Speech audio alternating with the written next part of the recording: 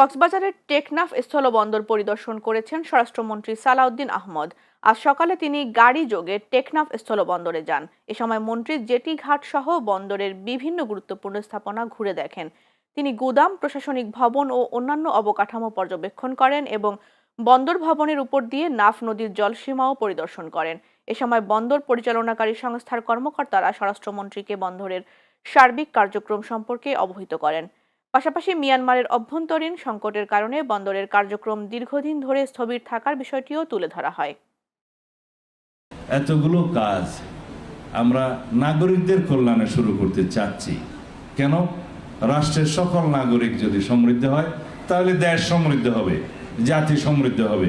প্রত্যেকটা পরিবার যদি সমৃদ্ধ হয় তাহলে সমাজ সমৃদ্ধ হবে, এই দেশ সমৃদ্ধশালী দেশ হিসেবে প্রতিষ্ঠিত হবে।